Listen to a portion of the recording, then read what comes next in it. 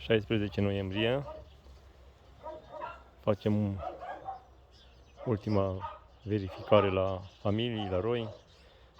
Ne uităm să vedem dacă am uitat vreunul de făcut. Hai să arătăm cum pregătesc eu stupii pentru iernat. Ține puțin filmul să cea.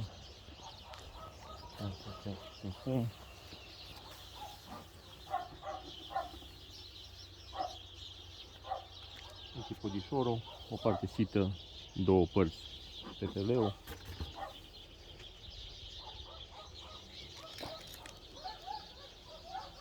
Așa, hai să punem albina asta să stea de că albina mult, da?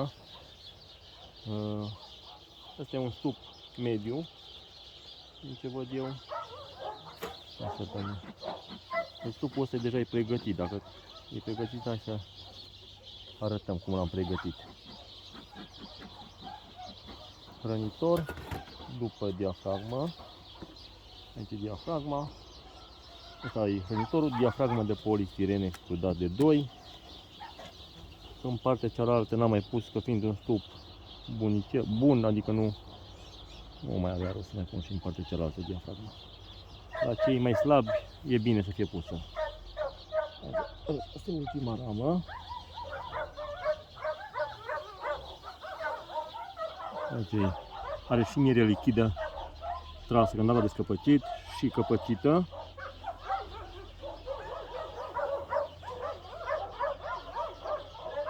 Vedem.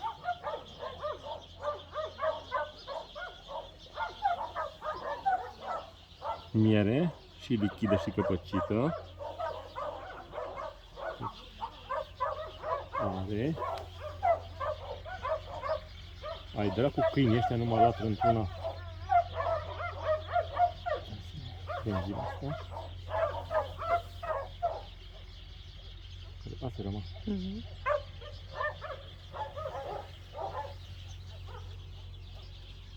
Miere căpăcită și ceva lichidă.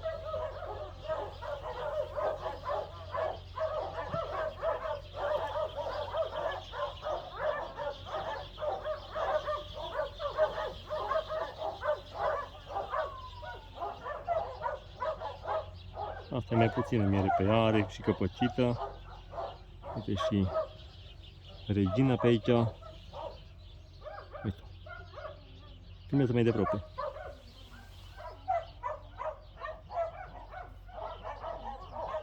Bun. Așa.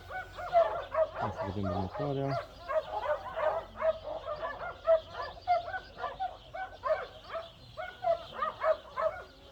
Albină.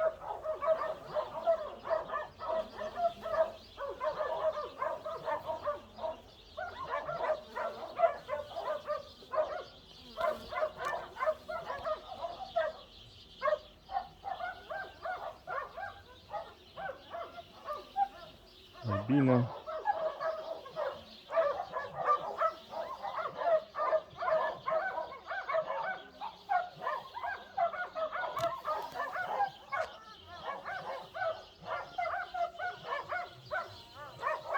Albină, miere și lichidă și căpăcită.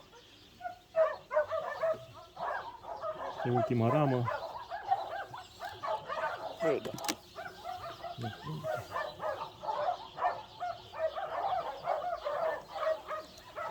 Miere și albină.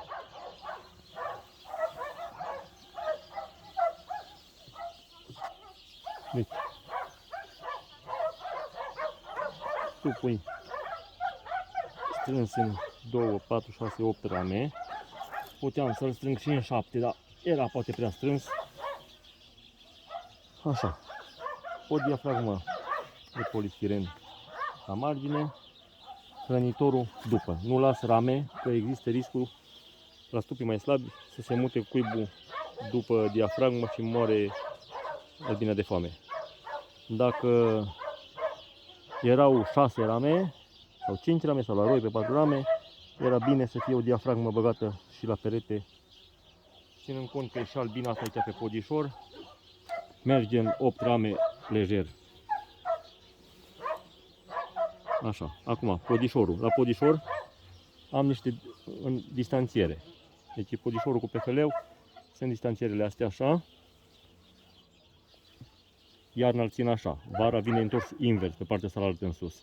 Iarna ține așa. Și aici în față am o aerisire. O fantă. Aerisirea asta o folosesc pe timp de iarnă, dar nu pe spate, ci pe față. Pe partea cu urdinișul să nu se facă condens. Și acum din față, stai să trec eu în față și când dai mie telefonul, să filmez. Dă mie telefonul. Uite aici în față se vede aerisirea. Și asta elimină tot condensul din stup. Urdinișul, blocul de urdiniș. Normal, la restul ularoi am gratie. Cât e de mare, nu obturez urdinișul, este gratie cât e de mare urdinișul. La ăștia nu am gratie pusă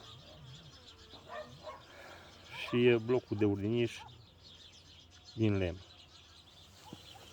Stai așa, ține, stai să trec dincolo. Ține, da? Deci, cam asta e modul de iernat la tipul ăsta de lăzi. Mai am un tip de lăzi la care iernez, pune pe pauză să arătăm și tipul de lăzi. Mai avem un tip de ladă, model italian, cu podișor înalt. Aici e o gratie, gratia pusă pe aerisire. Eu nu mai pun, dar indicație două bețe puse așa, cum pun eu dalta, două bețe și un sac de iută. Prin aerisirea asta tot condensul se ridică în sus și sacul ăla de iută absorbe. Dar nici nu prea se face condens. Aici sunt roi. Asta e un roi. Așa. Am și mai slăbuți ca asta. Asta e modelul. Aici trebuia să ne, aici are o gratie, are o diafragmă de polistiren. Trebuia să ne bag una în perete. Nu i-am băgat, că are destul albină. Dar dacă e băgată, e foarte bine. Cam ăsta e modelul de iernare la tipul ăsta de ladă.